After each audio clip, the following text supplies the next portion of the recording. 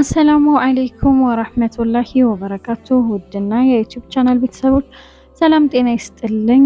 ዛሬ ትንሽ ሀሳብ ውስጥ ሳለው አንድ ታሪክ ትዝ አለኝና አንዳንዴ ህይወት በጣም አስቸጋሪ ትሆንብናለች። መንገዱ ሁሉ የጠበበ የተዘጋብን፣ ረዳት የሌለን ብቻችንን የሆንን ያክል ይመስለናልና ይሰማናልና እናም እኔ ዛሬ በዚህ ስሜት ውስጥ ሆኜ ነገር ግን አሁን ከማስብበት ወይም ደግሞ ሲሰማኝ ከነበረበት ስሜት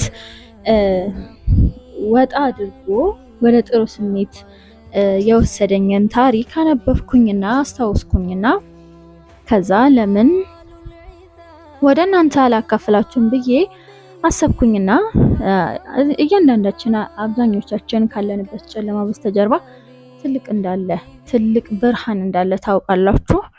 ዛሬ በአንድ በረሃ ውስጥ ብቻዋን ስለቀረች ነገር ግን ዓለምን ደግሞ ስለለወጠች አንዲት ታላቅ እናት ታሪክ እናወራለን ማለት ነው። ይህች እናት የነብዩላህ ኢብራሂም ባለቤታቸው ሀጀር ስትሆን እሷና ህፃን ልጃቸው እስማኤልን እናወሳለንና እነዚህ ሁለት ባለ ታሪኮች ወይም ደግሞ እናትየው ዋናዋ እናትየው ናትና ነብዩላህ ኢብራሂም አለይሂ ሰላም ውሃና ሰው በሌለበት በረሃ ውስጥ ትተዋቸው እንዲሄዱ ታዘው ነበርና ይህ በታዘዙ ጊዜ ሀጀርም በሁኔታው ደንግጣ ኢብራሂም ሆይ እንዴት በዚህ ሰውና መጠጥ በሌለበት በረሃ ውስጥ እንዴት ጥለህን ትሄዳለህ ብላ ስጠይቃቸው እነሱ ዝም አሉና ከዛ ግን በመጨረሻም ይህንን እንድታደርግ አላህ አዞሃለን ብላ ስጠይቃቸው አዎ የሚል መልስ ስታገኝ የተናገረችው ቃል ዛሬም ድረስ ለሁላችንም ትልቅ ትምህርት ነው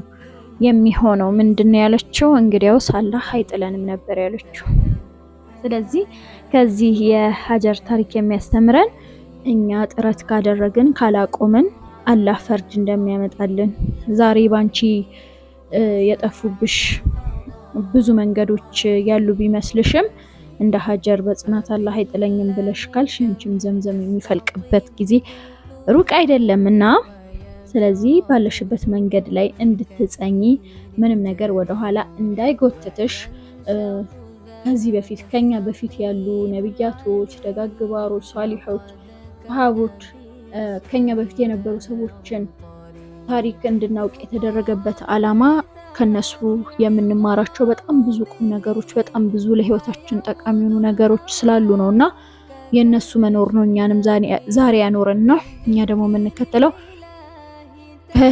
ደጋግ ባሮች የመጡትን ነገሮች ጥሩ ነገሮች ነውና ምሳሌያችን ሊሆን የሚገቡትም እነሱ ናቸው እንጂ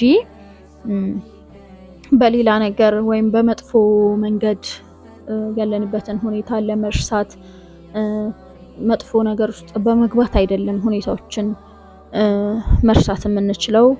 ወደ ቁርአንና ወደ ሐዲስ ስንመጣ ቁርአንና ሐዲስ ራሱን የቻለ ትልቅ ነገር አለው በውስጡና እሱን ስናስታውስ ከዚህ ከእስልምና ላይ ሆኖ እስልምና ውስጥ የነበሩ ነብያቶችን ደጋግባሮችን ሁሉንም ነገር እነሱ ታሪካቸውን ሁሉ ነገራቸውን ስናስታውስ አሁን እኛን የሚያጋጥሙን ችግሮች በሙሉ ምንም እንዳልሆኑ አድርገን እናስባለንና በእርግጥም ይህ የሀጀር ታሪክ አጭር ቢሆንም እሷ ግን ጽናቷን ነው ዛጋ የሚያሳየው። በሰፍዋና በመርዋ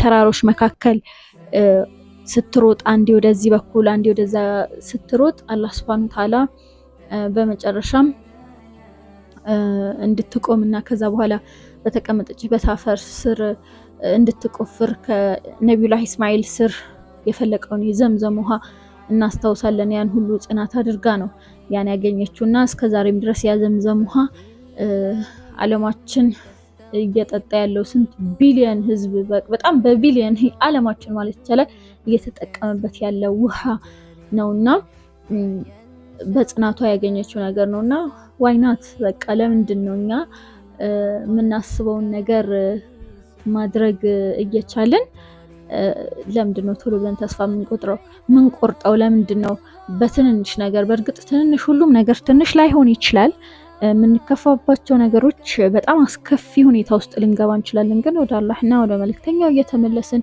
ዱዓ እያደረግን ከአላህ ጋር ያለንን ግንኙነት ካስተካከልን በህይወታችን ውስጥ በጣም ጥሩ ለውጥ እናመጣለን እና ይህ ታሪክ ትንሽ ቢሆንም በጣም የሚያስተምረው ትልቅ ቁም ነገር አለና የታሪክ ብርታት ከሆናችሁ ደግሞ ለሌሎች ማጋሩት። ሰብስክራይብ በማድረግ ደግሞ ቤተሰብ ሁኑኝ። ለቀጣይ ቪዲዮ እስከምንገናኝ ድረስ ሰላም ቆዩ ባይ